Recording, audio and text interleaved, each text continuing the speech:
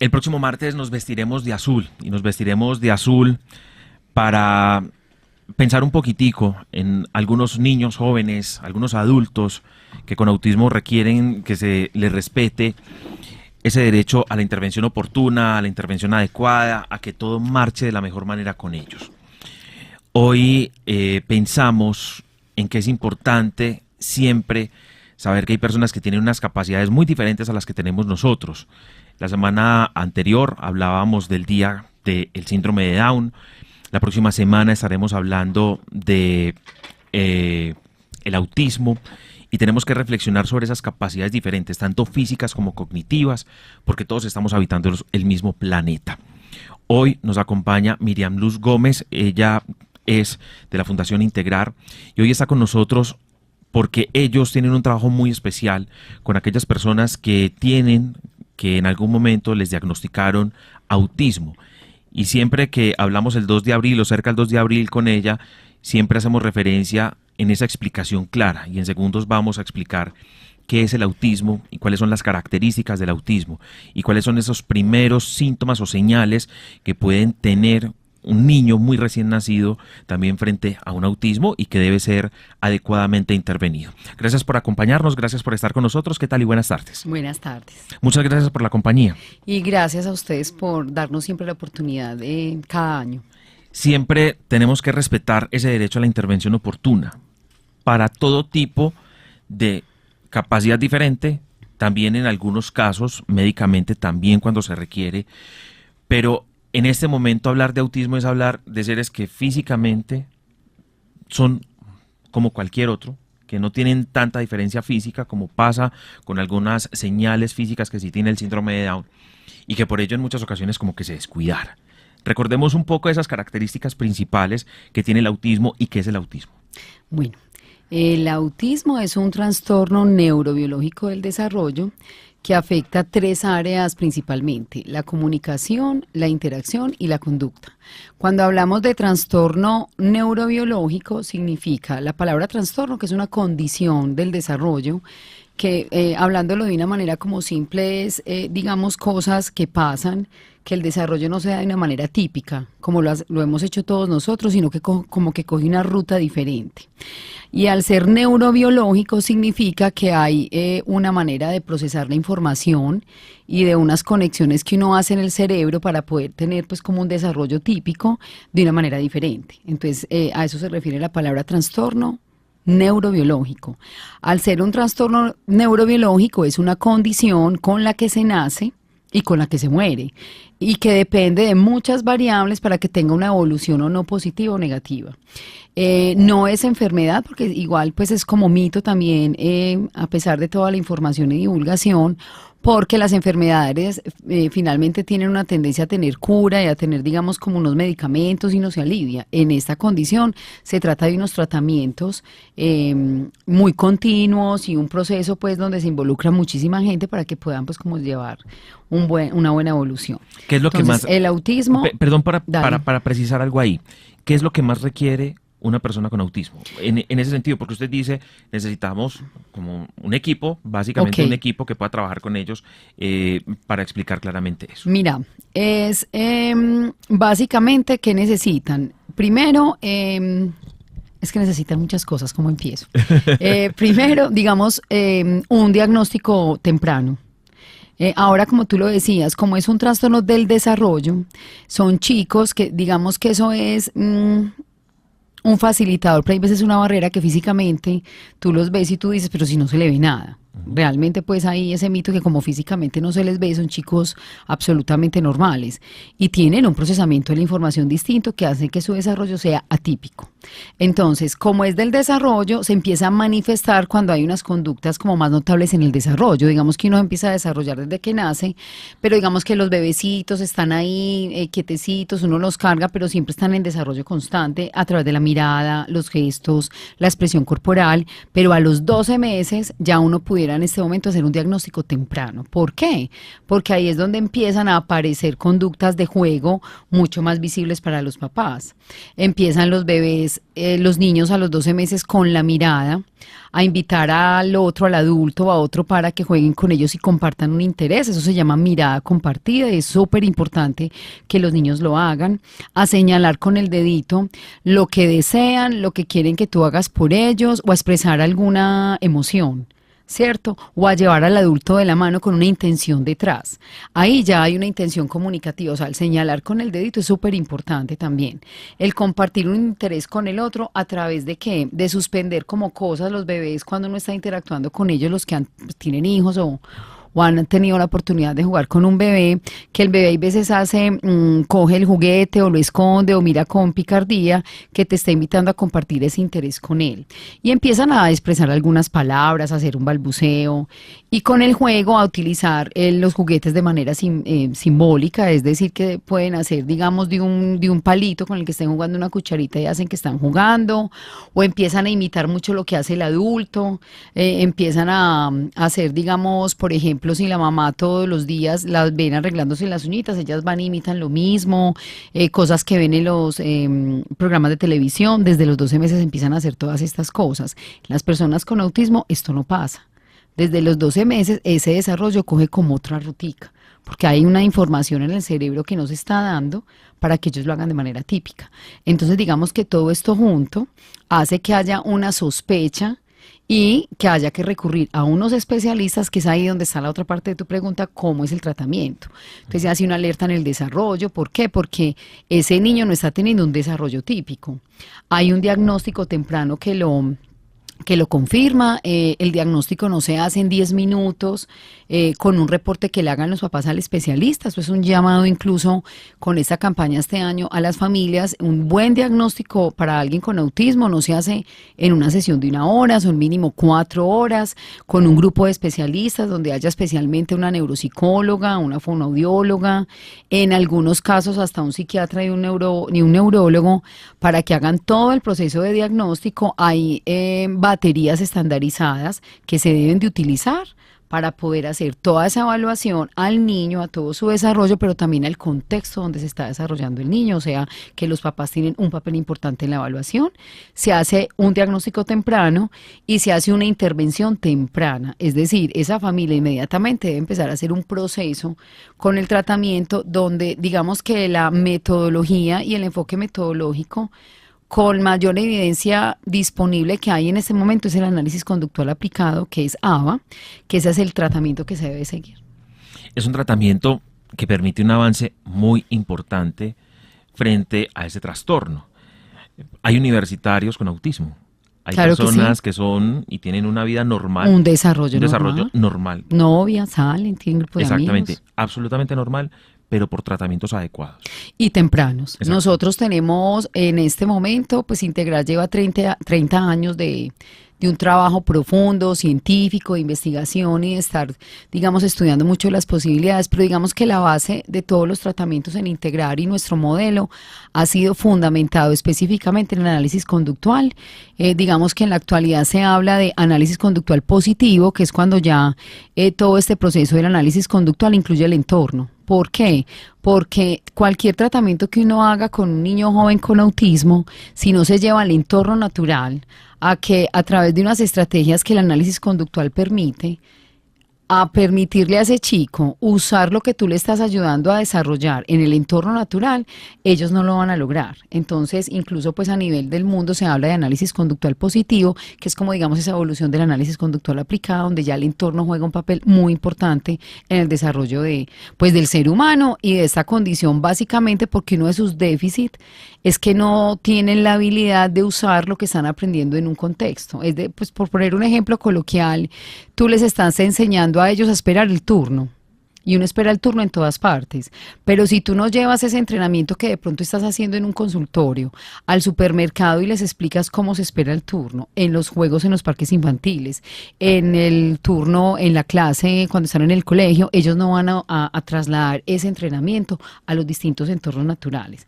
El análisis conductual con unas estrategias especializadas permite que uno como profesional explique esto a las familias y las familias usen esa estrategia en los diferentes entornos donde se desenvuelve el niño, y esa está la otra parte del tratamiento, trabajar en alianza con los papás. Claro, porque no es un asunto solo médico, psicológico, ni psiquiátrico, ni de consultorio, sino que eso requiere que si todos los entornos tienen que estar activos, y el papá tiene que estar ahí. La familia, los amigos y todos los seres que lo rodean tienen que estar ahí cercanos.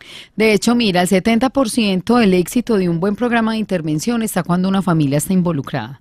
El 70% los papás lo hacen. Tú simplemente les das como ese aporte profesional, les explicas qué es el autismo, cómo se está manifestando en su hijo, y a través del análisis conductual, digamos que hay unos principios y unas estrategias que tú les enseñas para poder lograr que las conductas que están muy atípicas disminuyan, para que haya un desarrollo de nuevas habilidades y para que ellos usen eso en los contextos. Pero también les enseñas cómo gestionar los recursos, cómo explicarle al médico, al odontólogo, al psiquiatra, cómo revisar a su hijo, cómo le hablan, cómo explicarle a la familia que a pesar de que tiene su hijo, que su hijo con autismo es un niño antes que autista, y que le hablen común y corriente. O sea, los papás hacen, digamos, como todo ese proceso en los diferentes entornos. Entonces, el profesional debe trabajar en alianza con las familias, y hace parte del tratamiento también. O sea, no es solamente el profesional, es la familia y construir unas redes de apoyo como en la comunidad.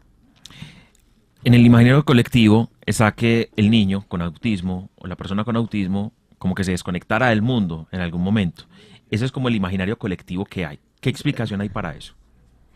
Que se desconectaran. Se ven como desconectados. Sí, como si no estuviera ahí, sino que su mente está en otro lugar. Es un déficit, mira, en esta condición es una condición muy compleja, y por eso es como tan retadora para el mundo, para las personas que están haciendo investigación, para los papás, porque hay 3 áreas del desarrollo afectadas, que son la comunicación, la interacción y la conducta.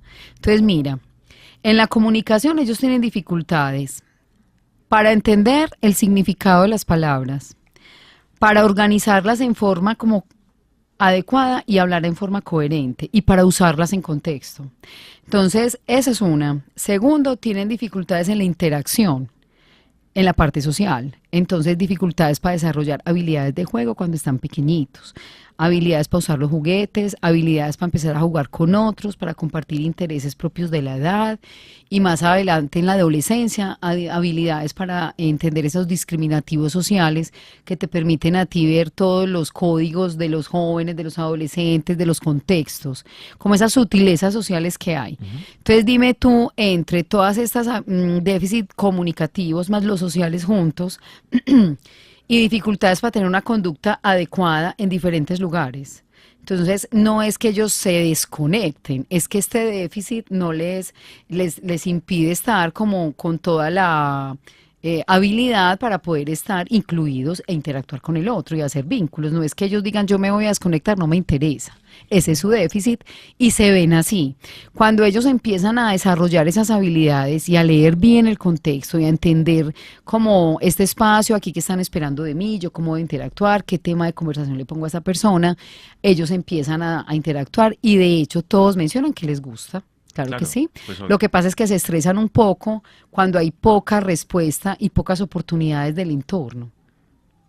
Mejor dicho, eso les da un estrés y se agotan un poquito. Depende mucho de que nosotros, como decimos nosotras en el mensaje, no son de otro mundo, son de este mundo. Simplemente uno tiene que abrirles la puerta para que hagan parte de este mundo. Claro, y poder conversar con ellos tranquilamente. Claro que de sí. lo que ellos quieran conversar y uno quiera conversar. Y mira, no tiene ninguna diferencia, pues es un ser normal, común y corriente, simplemente que tiene un trastorno de algo que le pasó, pues obviamente. Pero nacieron así, no hay nada que hacer. No hay nada que hacer, pero pues obviamente puede uno conversar tranquilamente de los temas que quiera. Y te voy a decir, yo llevo 25 años dedicada a trabajar con el trastorno del espectro del autismo, y realmente en la parte, por ejemplo, de comunicación, nosotros los que somos neurotípicos, como ellos mismos lo dicen, tenemos muchos problemas de comunicación. O sea, la gente, sobre todo el latino, pues creo, empieza un tema y no lo termina, mezclan los temas. Uno muchas veces, la expresión corporal, por ejemplo, el déficit de ellos, o sea, entender el lenguaje corporal para hacer una inferencia social, porque esto es pues todo un componente de cognición social pues profundo. Y tú cuando vas a hablar con el otro haces una lectura de su lenguaje corporal para saber cómo te le acercas, si lo puedes saludar, si le pides un favor, o sea, hay una lectura. Para ellos eso es difícil. Y dime cuánta gente tiene una cara que uno no sabe si está aburrido, si está enojado, si le puede hablar. Realmente uno no siempre es coherente con lo que está demostrando a nivel corporal. Claro. Y con esa cara, pero le dan un abrazo. Y entonces como que eso como que choca. Porque es la cara como de gruñón, pero le está dando un abrazo. Eso como, ¿cómo se relaciona? O tienes dolor de cabeza, pero no estás mal geniado. Claro. O sea, es muy complejas las interacciones. Y uno cuando está haciendo este tratamiento entiende. Y de hecho, pues para mí ha sido una oportunidad para pues, ser más asertivo y comunicarse uno mejor. Entonces dime tú, en esta revoltura de cosas, ellos tratando de entender un tema de conversación, de comprender ese significado, de seguir el hilo de esa conversación y saber cuándo toman el turno y de pronto cambiaron de tema. Entonces eso es lo que a ellos les empieza a dar como estrés y se agotan mucho. Realmente no es que se quieran desconectar y no les guste, sino que hay veces no somos nosotros los neurotípicos tan típicos. Los neurotípicos no somos tan típicos. Sencillo. Sencillamente es eso. Sí. A lo mejor ellos tienen unas capacidades diferentes para la apreciación del lenguaje corporal, el lenguaje verbal. Y con este trastorno les ha permitido la vida que tengan que aprender otros elementos diferentes a los nuestros, lo que para nosotros puede ser muy normal también. Para ellos es muy complejo. A lo mejor no lo es y hay que entenderlo. Por eso nos vamos a vestir todos de azul el martes. El 2 de abril los invitamos, es el Día Mundial de la Conciencia frente al Autismo, como siempre lo hemos pues mencionado ya. Ese día lo conmemora la ONU justamente por tantos mitos y barreras que aún se presentan frente a esta condición. Todavía falta muchísimo trabajo de conciencia, de investigación, de tratamientos oportunos, de abordajes como deben ser, porque las familias siguen teniendo pues pasando bastantes dificultades y esto impacta mucho la calidad de vida. Entonces el 2 de abril los invitamos a que se vistan de azul, a que enciendan una lamparita azul, a que se pongan la camiseta. Estamos manejando por todas nuestras redes sociales mucha información sobre el tema justamente para hablar realmente lo que es y invitar a tanto, sí. Exactamente, y a que todos abramos la mente, de que hay muchas formas de interactuar y que les demos las oportunidades a esta condición que pues se merece todo y puedan ser incluidos pues en los diferentes espacios. Incluyentes, unas sociedades incluyentes, pero que además tengan la oportunidad de llegar a esa inclusión porque hubo un diagnóstico temprano, porque hubo un diagnóstico adecuado y a tiempo.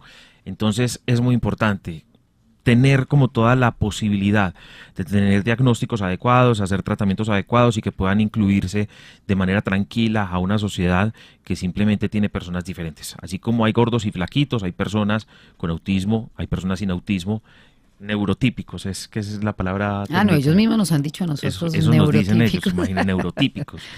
Somos tan típicos que a veces creemos que somos muy igualitos y no, somos muy diferentes. Sí, bastante. Hay una cifra que dice que el autismo se presenta en 1 de cada 59 niños norteamericanos. Esa cifra hay que prestarle atención, porque a lo mejor no estamos haciendo un diagnóstico y estamos mirando esa cifra por encimita, pero si en unos 120 niños son 2, en unos 1200 puede haber 20, pues ya eso ya está mostrando una representatividad. Hacer diagnósticos adecuados, tocar las puertas, no tener miedo a un diagnóstico además, porque muchas familias pueden decir, no, es que él es normal, y llevarse el capricho es que él es normal, y a lo mejor tiene el trastorno, y de todas maneras hay que actuar y se está alargando el tiempo de comenzar un tratamiento adecuado en buen momento. Mira, obviamente todos los que somos papás queremos pues un bebé con un desarrollo típico, sano, pero finalmente hay trastornos del desarrollo con los que los niños nacen y si se detectan a tiempo, el pronóstico es muy positivo. La palabra autismo para los papás genera una incertidumbre tremenda, desesperanza, angustia, pues sobre todo por toda la información incluso que se divulga en el tema. Un papá lo primero que hace es meterse en Google, hay demasiada información, nunca, o sea, es muy difícil tú decirle a un papá, venga, yo le aseguro que lo acaba uno de diagnosticar un bebé de 18 meses y no está hablando todavía verbalmente. Para uno como profesional es imposible decirle a un papá, yo le aseguro que con el tratamiento se lo va a poner a hablar ya. O sea, uno le dice a los papás, déjese acompañar, el autismo realmente no es una tragedia. aún sigue recibiéndose así. El autismo sí genera incertidumbre, angustia, pero obviamente es un mundo de posibilidades, donde los papás bien acompañados logran hacer un tratamiento. Ahí es donde hay que tener paciencia para esperar. Puede que algunos desarrollen su lenguaje verbal, puede que otros no, pero finalmente todos van teniendo una evolución. Y hay que evolucionar es porque se hace de manera temprana. Si se hace temprana, siempre va a ser mejor. Hable o no hable el chico, desarrolle el comportamiento que un papá se sueña o no, no importa, pero siempre va a ser mejor si se detecta a tiempo. Entonces a las familias es como decirles, mire, si usted, o sea, los papás son los primeros que saben que ahí pasa algo, pero empiezan con ese temor, con ese miedo y a evitar por el mismo miedo que es el más comprensible del mundo, a no ir donde un especialista o un neurólogo o a escuchar las cosas que ellos quieren escuchar y sobre eso actuar. Entonces mucha gente alrededor del tema dice, no, es que está muy mimado, es que el abuelito así era chiquito, seguramente le va a heredar eso. Y realmente sí hay unas conductas que deben de hacer los niños que si no están es muy grave. Y quitar ese miedo, ir donde el especialista para descartar o no el trastorno, es que muchas veces realmente es una sospecha y no lo tienen. Sí. Eso no puede ser, por eso te digo, como lo mencionaba ahora, tiene que ser una evaluación muy bien hecha, porque tú por ver un niño un ratico jugar y porque no le paró bolas a un carrito, parece autista, eso es muy grave. Es una evaluación muy completa, pero es mejor que los papás acudan a tiempo y van a ver la evolución tan maravillosa que tiene. El 2 de abril nos vamos a vestir de azul, vamos a tener lámparas de azul, vamos a ver todo muy azul y vamos a disfrutar de este mundo azul. También los invitamos el próximo domingo, domingo a ir a la ciclovía con una prenda azul, a hacer deporte, a que hagamos Este bastante domingo 31. conciencia. Sí, señor. 31, vamos a estar. o sea, estamos hablando de unos 4 días, entonces eso es ya. A hacer deporte con la camiseta azul, en la ciclovía del Poblado y el Estadio, van a haber algunos profesionales de la fundación repartiendo información, no es ni caminata, ni ningún tipo de este tipo de iniciativas. No es un evento, simplemente no, es que va a haber una simplemente socialización. póngase el tenis azul, el cordón del zapato azul, la camiseta, para que juntos podamos hacer bastante conciencia frente al tema. En la ciclovía Pueden seguir entonces. en la ciclovía. Pueden seguir toda la información que estamos haciendo en nuestras redes sociales, www.fundacionintegrar.org, en Instagram @fundaintegrar, en Twitter @fundaintegrar también. Ahí y en están. el Facebook también estamos. Ahí está entonces toda la información. Miriam Luz Gómez viene de la Fundación Integrar hoy acompañándonos aquí en RCN Radio, nuestra radio, y nos vamos a vestir todos de azul el domingo, el martes, pero sobre todo vistamos de azul el alma y el cerebro, para que pensemos en el autismo como simplemente un cambio genético y que tiene que tratarse de manera adecuada, sí, no es una enfermedad. Y algunas personas de pronto con capacidades diferentes las vemos como personas enfermas, no son enfermas, tienen capacidades diferentes, genéticamente nacieron diferentes y así como uno también en algún momento de la vida puede tener una discapacidad adquirida ya durante su existencia, son capacidades diferentes de nacimiento y por ello debemos entenderlos, comprenderlos y también saber que hay tratamientos adecuados para que puedan tener una inclusión más fácil a su mundo y a su comunidad. Hoy con nosotros hablando del autismo aquí en RCN Radio, nuestra radio.